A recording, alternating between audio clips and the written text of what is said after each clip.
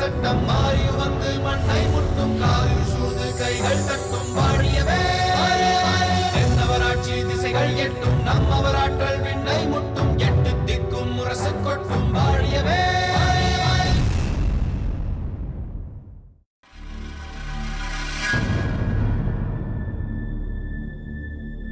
உண்மையை சொல். நான் உன்னிடத்தில் கொடுத்த அந்த பாரம்பரிய நகை எப்படி மலர்கொடியின் கைகளுக்கு சென்றது? மலர்கொடியிடம் நல்ல பெயர் வாங்க வேண்டும் என்பதற்காக என்னிடமிருந்து பெற்ற அந்த நகையை அவளிடம் கொடுத்துவிட்டு என்னிடம் நகை திருட்டு போனதாக நாடகம் ஆடியிருக்கிறார். அப்படித்தானே? இல்லை, மலர்கொடியின் கைக்கு அந்த பாரம்பரிய நகை எப்படி போனது என்று எனக்கு தெரியவில்லை. என் பிறந்த நாளன்று வீட்டில் அந்த நகையை அணிந்து பார்த்துவிட்டு மீண்டும் அந்த நகையை பேழையில் வைத்து விட்டேன். காலையில் எழுந்து பார்த்த பொழுது அதை காணவில்லை. இதுதான் உண்மை. நீங்கள் அனாவசியமாக என் மீது சந்தேகம் கொள்கிறீர்கள். சந்தேகம் கொள்ளாமல் என்ன செய்ய சொல்கிறாய்? ஒரு நிமிடம் என் நிலையிலிருந்து யோசித்து பார். அப்பொழுதே கூறினேன் அந்த பாரம்பரிய நகையை பற்றி பேச வேண்டாம் என்று. அவ்வளவு கூறியும் பிடிவாதமாக அந்த நகை வேண்டும் என்று என்னிடமிருந்து வாங்கிச் சென்றாய். பிறகு பேழையில் வைத்திருந்தேன், காணவில்லை என்று பொய் கூறுகிறாய். நான் எதற்காக உங்களிடம் பொய் சொல்ல வேண்டும்? மலர்கொடியிடம் அந்த பாரம்பரிய நகையை ஒப்படைப்பதால் எனக்கு என்ன ஆதாயம் கிடைத்துவிடப் போகிறது? எதற்காக இப்படி அபாண்டமாக என் மீது பழியை சுமத்துகிறீர்கள்? மலர்கொடிக்கு உதவுவதால் உனக்கு என்ன ஆதாயம் என்று எனக்கு எப்படி தெரியும்? அது உனக்குத்தானே தெரியும். மகேந்திரா,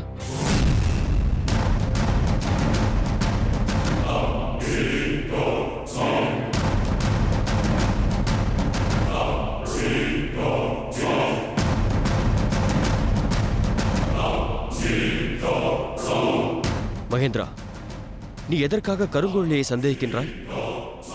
அவள் எதற்காக மலர்கொடிக்கு உதவ வேண்டும்? நீ சொல்லும் குற்றச்சாட்டு அர்த்தமில்லாதது. அதானே பார்த்தேன். நீ எப்படி எனக்கு ஆதரவாக பேசுவாய்? உன் தங்கைக்கு ஆதரவாக கருத்து சொல்வதுதான் உன் பழக்கமாயிற்றே. அந்த பாரபட்சம் எல்லாம் என்னிடம் கிடையாது. நான் நியாயத்தை தான் சொல்கிறேன். கருங்குழலின் மீது எந்த தவறும் கிடையாது. அவள் ஒரு அப்பாவி. அந்த பாரம்பரிய நகையை அணிந்து பார்க்க ஆசைப்பட்டு உன்னிடம் அதை வாங்கி சென்றது வேண்டுமானால் அவளுடைய தவறாக இருக்கலாம். மற்றபடி மலர்கொடியின் கைக்கு அந்த பாரம்பரிய நகை எப்படி சென்றிருக்கும் என்பதை பற்றியெல்லாம் நிச்சயம் இவளுக்கு தெரிந்திருக்க வாய்ப்பே இல்லை. அப்படி என்றால் அந்த பாரம்பரிய நகை எப்படி அந்த மலர்கொடியின் கைகளுக்கு சென்றது? முத்து நகையின் மூலமாக. என்ன சொல்கிறாய்? இது என்னுடைய யூகம்தான். ஆனால் இந்த யூகம்தான் உண்மையாக இருக்கும் என்று நான் ஆணித்தனமாக நம்புகிறேன். நான் நகை பேழையில் கழட்டி வைத்த அந்த நகையை முத்து நகைதான் எடுத்திருக்க வேண்டும் என்று சொல்லுகிறீர்களா? அப்படித்தான் இருக்க வேண்டும். அவள்தான் அதை எடுத்து மலர்கொடியிடம் தந்திருக்க வேண்டும். மணிமாறா, நீ சொல்வதை என்னால் நம்பவும் முடியவில்லை, நம்பாமல் இருக்கவும் முடியவில்லை. எப்படி முத்து நகை? மகேந்திரா, அந்த முத்து நகையை அவ்வளவு எளிதாக எடை போட்டு விடாதே. நீ நினைப்பது போல் அவள் ஒரு சாதாரண பெண்மணி அல்ல, மிகவும் திறமையானவள். நாம் ஒரு அடி எடுத்து வைப்பதற்குள் நமக்கு எதிராக அவள் 10 அடி எடுத்து வைத்து விடுவாள். அத்தனை கெட்டிக்காரி. இதை அந்த முத்து நகை தான் செய்திருப்பாள். ஆம், நான் தான் செய்தேன்.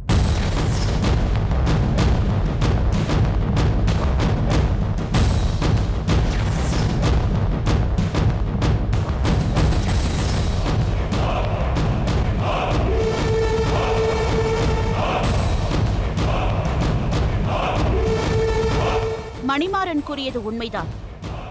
கருங்குழலை கழட்டி வைத்த பாரம்பரிய நகையை நான் தான் எடுத்து சென்று மலர்கொடியிடம் தந்தேன்.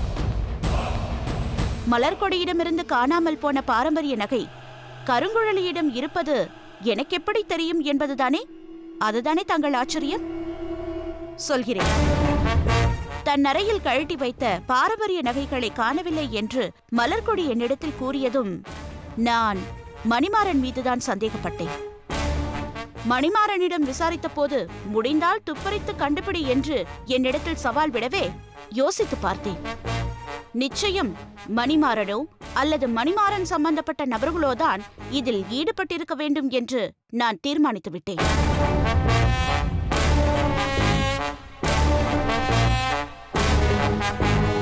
அன்றிலிருந்து மணிமாறன் சம்பந்தப்பட்ட உங்கள் அனைவரையும் நான் கண்காணிக்க ஆரம்பித்தேன். அப்பொழுதுதான் ஒரு நாள், இப்பொழுது எனக்கு பிடித்த ஆபரணம் எதுவென்று தெரியுமா? எது? பாண்டிய நாட்டின் அந்த பாரம்பரிய நகை.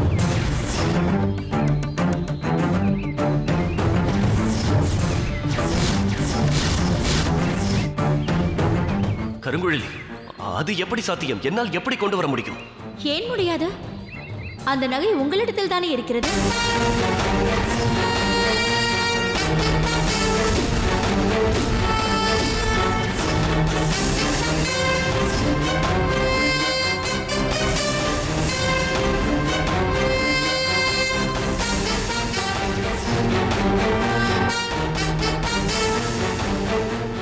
அந்த பாரம்பரிய நகை மகேந்திரனிடம் இருப்பது உறுதியான பின் என்னுடைய வேலை மிகவும் சுலபமாகிவிட்டது.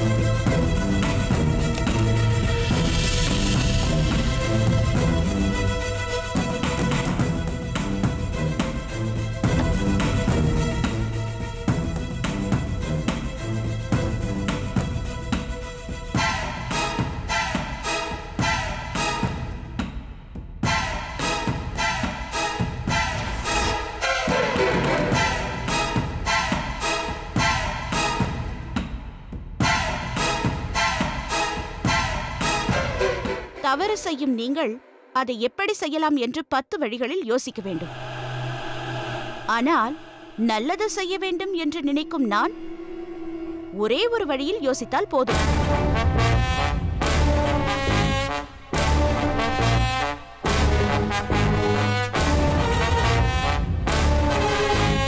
அது நீங்கள் போடும் திட்டம் என்னவென்று தெரிந்து கொள்வதும் அந்த திட்டத்தை உடைப்பதும் தான்.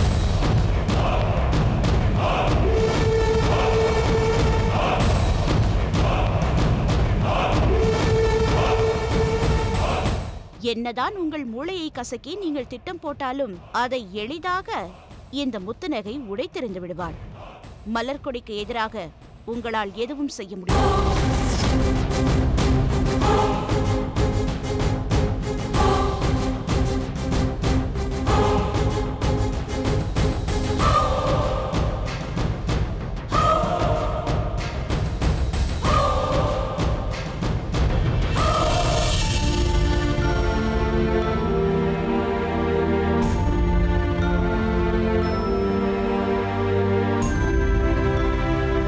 மாமன்னருக்கு எனது பணிவான வணக்கங்கள்.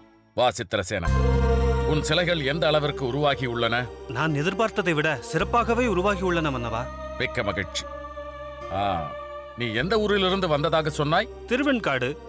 அந்த ஊரிலிருந்து அரசின் அழைப்பு வந்தவுடனே புறப்பட்டு வந்து விட்டாயே, அங்கு அந்த நேரத்தில் உனக்கு வேறு பணிகள் இருந்திருக்க வேண்டுமே? உண்மைதான் மன்னவா, நான் அங்கே ஒரு சிற்பக்கூடம் அமைத்திருக்கிறேன். வெளியூர்களில் இருந்து வெவ்வேறு கட்டங்களில் விதவிதமான சிற்பங்களை வேண்டி பலரும் வருவார்கள். அவர்கள் கேட்டபடி சிலைகளை வடித்து தருவேன். சில நேரங்களில் கோவில் பணிக்காக என்னை அழைப்பார்கள். அப்பொழுது அந்த ஊருக்கே சென்று அந்த ஊரிலேயே அவர்கள் தரும் பணி நிறைவடையும் வரை தங்கியிருந்து அந்த பணியை நிறைவு செய்துவிட்டு திரும்பி வருவேன். அந்த நேரங்களில் உனது சிற்பக்கூடத்தின் பணிகள் என்னவாகும்? அதற்கு எந்த பாதிப்பும் இல்லை மன்னவா. என்னிடம் சிற்பக்கலையை கற்ற சீடர்கள் அதனை பார்த்து கொள்வார்கள். சிற்பக்கலையை பயில என்னை நாடி வருபவர்களும் அங்கிருக்கிறார்கள். அங்குள்ள பணிகள் தொடர்ந்து நடைபெறும் மன்னவா. அப்படியானால் இப்பொழுது நீ சென்றாலும் அந்த பணிகளை தொடர்ந்து செய்ய முடியும், அப்படித்தானே? உண்மைதான் மன்னவா. ஆனால் இப்பொழுது தாங்கள் திடீரென்று இதனை பற்றி விசாரிப்பதற்கு ஏதேனும் காரணம் உண்டா மன்னவா? நீ உனது ஊருக்கு சென்று மீண்டும் உன் பணிகளை தொடர வேண்டும் என்பதற்காகத்தான் சொன்னேன். மணிமண்டபத்தின் சிற்பப் பணிகளை இத்தோடு நிறுத்திவிட வேண்டும் என்பதற்காகத்தான் சொன்னேன்.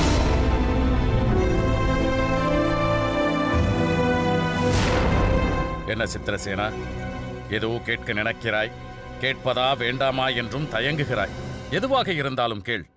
மன்னவா, தாங்கள் என்னை அழைத்து மண்டபப் பணியை தந்தபோது தாங்கள் சொன்ன அனைத்தையும் முழுமையாக செய்தேன். தாங்களும் அவற்றை பார்த்து என்னை பாராட்டினீர்கள். அதில் என்ன சந்தேகம்? நான் எதிர்பார்த்த ஒவ்வொன்றையும் நான் குறிப்பிட்ட நாட்களுக்கு முன்பே விரைவாக செய்தாயே. அத்தோடு நான் எதிர்பார்த்ததை விட மிக சிறப்பாக செய்தாயே. அதை நான் பாராட்டாமல் இருக்க முடியுமா? அப்படி இருக்க இப்பொழுது ஏன் சிற்பப் பணிகளை பாதியிலேயே நிறுத்தும்படி கூறுகிறீர்கள்? ரஞ்சிதம் தான் இடையிலேயே சென்று விட்டாளே. அவள் எங்கு சென்றாள் என்பதே தெரியாமல் இருக்கிறது. அதற்காகவா அந்த பணிகளை நிறுத்த வேண்டும் என்கிறீர்கள்? அதற்கு அவசியமே இல்லை மன்னவா. அது எப்படி? மிஞ்சியுள்ள மற்ற நடன பாவங்களை ரஞ்சிதம் இல்லாமலேயே என்னால் உருவாக்கி விட முடியும். யாராவது ஒரு பெண் அந்த நடன பாவங்களை காண்பித்தால் போதும். அவற்றை செதுக்கி நடன பாவங்களை பூரணமாக்கி விட முடியும் மன்னா. வேண்டாம் சித்திரசேனா, வேண்டாம். அத்தகைய ஒரு செயலை நாம் ஒருபொழுதும் செய்யக்கூடாது. ஏன் மன்னவா? கிள்ளிவளவனுக்கும் மனோரஞ்சிதத்திற்கும் ஏற்பட்ட காதல் விவகாரம் உனக்கும் தெரிந்ததுதானே? ரஞ்சிதம் இருந்து பாவனை காட்ட வேண்டிய இடத்தில் வேறொரு பெண் என்று அதை செய்தால் அவன் மனம் வருந்தாதா? அவளது பிரிவு துயரம் அதிகமாகி விடாதா?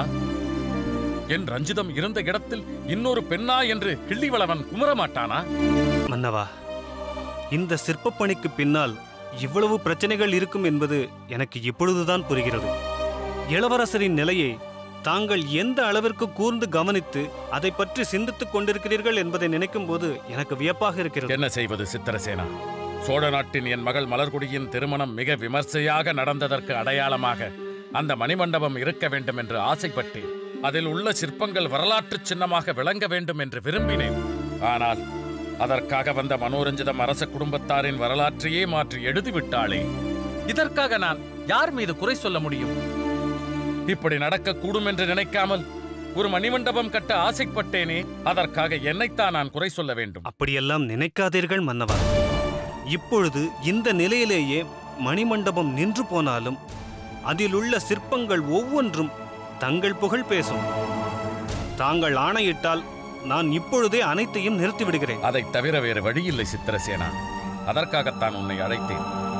இன்று இப்படி இத்தோடு அந்த பணியை நிறுத்தினாலும் இதை நீ முழுமையாக நிறைவேற்றி இருந்திருந்தால் உனக்கு எவ்வளவு பொற்களஞ்சியங்கள் கிடைக்குமோ அதே அளவிற்கு கொடுக்கும்படி அமைச்சருக்கு ஆணையிட்டிருக்கிறேன். அவர் நாளை காலை உன்னை சந்தித்து அவற்றை தந்து உன்னை வழியனுப்பி வைப்பார். மன்னவா, ஏற்றுக்கொண்ட பணியை பூரணமாக நிறைவேற்றாமல் அதற்கான பொருளை பெறுவது எனக்கு சங்கடமாக இருக்கிறது. ஆனாலும் மன்னரின் ஆணையை மறுத்து பேசுவதற்கு எனக்கு தகுதி கிடையாது. இருப்பினும் என்றேனும் ஒரு நாள் திரும்பி வந்து மணிமண்டப பணியை நிறைவுபடுத்தும் வாய்ப்பு அமைந்தால் நான் பெற்ற பொருளுக்குரிய பணியை நிச்சயமாக நிறைவேற்றி தருவேன். அப்பொழுதுதான் என் மனமானது நிறைவடையும். ஆஹா, ஒரு உண்மையான கலைஞனின் உன்னதமான பண்பினை வெளிப்படுத்தினாய். எனது அரச குடும்பத்தில் ஒரு அங்கமாகவே மாறிவிட்ட உனக்கு தனிப்பட்ட முறையில் எனது அன்பு பரிசை தருகிறேன். பெற்றுக்கொள்.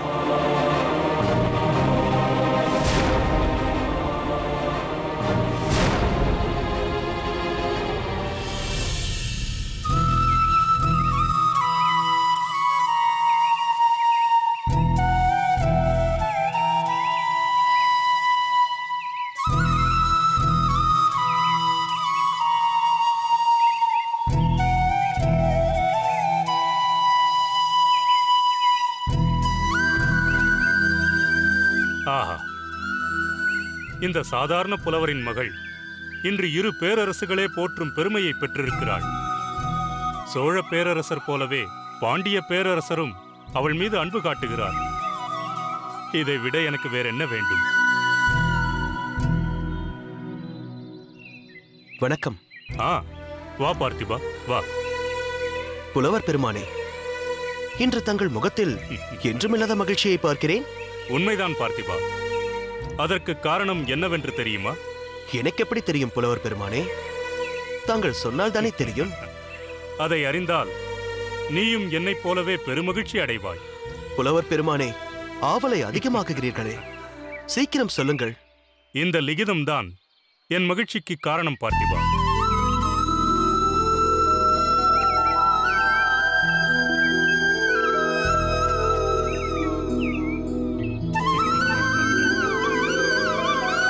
இது யார் எழுதிய லிகிதம் புலவர் பெருமானே? இதில் உள்ள முதல் வரியை படித்தால் உனக்கே தெரிந்துவிடும். இந்த படித்துப்பார். இல்லை இல்லை, வேண்டாம். ஏன்? ஒருவருக்கு வந்த லிகிதத்தை மற்றவர் படிப்பது முறையாகாது. பார்த்திபா, உனது உயர்ந்த பண்பை நான் பாராட்டுகிறேன். இருப்பினும் சம்பந்தப்பட்டவர்களே அதை தரும்போது தாராளமாக படிக்கலாம். நானே விரும்பித்தானே இந்த லிகிதத்தை உன்னிடம் படிக்க தருகிறேன். படி, வாய்விட்டு படி. நான் மீண்டும் அந்த வாசகத்தை கேட்க வேண்டும். இந்த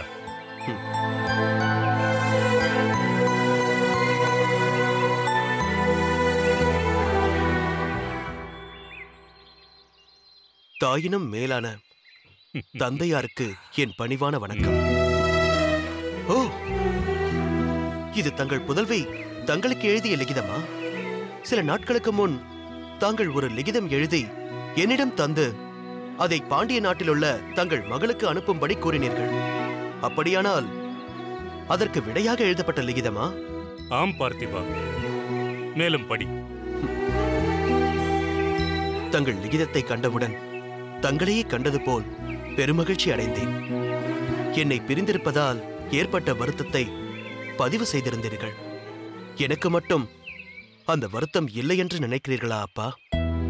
சிறு வயதிலேயே தாயை பிரிந்த எனக்கு தாயும் தந்தையுமாக இருந்து வளர்த்தீர்கள். ஆனால் நானோ தங்களுக்கு துணையாக இருக்க வேண்டிய நேரத்தில் தங்களை பிரிந்து எங்கோ சென்று விட்டேன். அன்று காடு விட்டு காடு சென்று கொண்டிருந்த நான் இன்று நாடு விட்டு நாடு சென்று கொண்டிருக்கிறேன். ஆனாலும் இது அதிலிருந்து ஒரு முன்னேற்றம் தானே? ஆஹா, புலவர் பெருமானே, தங்களுடைய புதல்வி வாழ்வீச்சில் மட்டுமல்ல, பொருத்தமான வார்த்தைகளை வீசுவதிலும் தேர்ச்சி பெற்றவராக இருக்கிறாரே. தங்கள் மீது கொண்ட பாசத்தை எவ்வளவு அருமையாக புலப்படுத்தியிருக்கிறார். உண்மைதான் பார்த்திபா. எனக்கு அவளை தவிர வேறு துணை இல்லை, அவளுக்கு என்னை தவிர வேறு துணையும் இல்லை என்ற நிலையில் ஒருவருக்கொருவர் மிகுந்த பாசத்தை செலுத்தினோம். சிறிது நேரம் முத்துநகையை பிரிந்திருக்க நேர்ந்தாலும் என்னால் அதை தாங்கிக் கொள்ள முடியாது. ஆனால் அவளோ என்னை தவறாக புரிந்து கொண்டு நெடுங்காலம் பிரிந்து சென்று விட்டாள். அதையெல்லாம் நான் நன்றாக அறிவேன் புலவர் பெருமானே. ஆனால் இப்பொழுது உதயசூரியன் எழுந்து விட்டார். வானத்தை பற்றி இருந்த காரிருள் அகன்று விட்டது. தங்கள் மகள் தங்களை புரிந்து கொண்டு இங்கு வந்து சேர்ந்து விட்டார். இப்போது அரசர் தந்த பணியை ஏற்று பாண்டிய நாடு சென்றிருக்கிறார். மன்னரிட்ட பணியை செய்யத்தக்கவர்கள் பலர் இங்கு இருந்தும் மாமன்னர் தங்கள் மகளை தேர்ந்தெடுத்து அந்த பணிக்காக அனுப்பியிருக்கிறார் என்றால் அவர் மீது மன்னருக்கு எத்தகைய நம்பிக்கை இருக்க வேண்டும்? உண்மைதான் பார்த்திபா. மாமன்னர் முத்துநகையை மலர்கொடி போலவே இவளும் தனக்கொரு மகள் என்றே கருதுகிறார். அத்தோடு முத்துநகை தான் எடுத்துக்கொண்ட காரியத்தை சிறப்பாக நிறைவேற்றக்கூடியவள் என்றும் நம்புகிறார். நீ லிகிதத்தை மேலே படி. அப்பா, நான் ஏன் இன்னும் வரவில்லை என்று கேட்கிறீர்கள்? நான் எங்கு சென்றாலும் எனக்கு ஒரு பிரச்சனை காத்திருக்கிறது. இங்கும் அப்படி சில பிரச்சனைகள் தான். அவற்றை லிகிதத்தில் வரைவது நல்லதல்ல, நேரில் தான் சொல்ல வேண்டும். அவற்றை எல்லாம் சரி செய்ய வேண்டிய பொறுப்பு எனக்கு இருக்கிறது. அதற்கு பிறகுதான் நான் வர முடியும். அதுவரை நீங்கள் சற்று பொறுத்திருக்கத்தான் வேண்டும். சாதனையாளர்களுக்கு எங்கு சென்றாலும் சில சோதனைகள் எதிர்படத்தான் செய்யும். அவர்களுக்கும் அவற்றோடு போராடி வெல்வதுதான் மகிழ்ச்சி தரும். சரியாக சொன்னாய் பார்த்திபா. இல்லத்தில் இருந்த போதும் என் மகள் அமைதியாக உறங்கியதில்லை. யாருக்கேனும் ஏதாவது பிரச்சனை என்றால் அவளைத்தான் வந்து அழைப்பார்கள். அவளும் எந்த நேரத்திலும் எங்கு வேண்டுமானாலும் சென்று பிரச்சனைகளை எதிர்கொள்ள தயாராக இருந்தாள். அந்த அனுபவம்தான் பாண்டிய நாட்டிலும் தொடர்கிறது. இவர் எழுதியிருப்பதை பார்த்தால் அங்கு சோழ நாட்டு இளவரசிக்கு ஏதேனும் பிரச்சனை ஏற்பட்டிருக்குமோ என்று நினைக்க தோன்றுகிறது. எப்படி இருந்தால் என்ன? என் மகள் முத்துநகை எல்லாவற்றையும் எதிர்கொண்டு எதிரிகளை வென்று சோழ இளவரசியை வாழ வைப்பாள். நீ மேலே படி.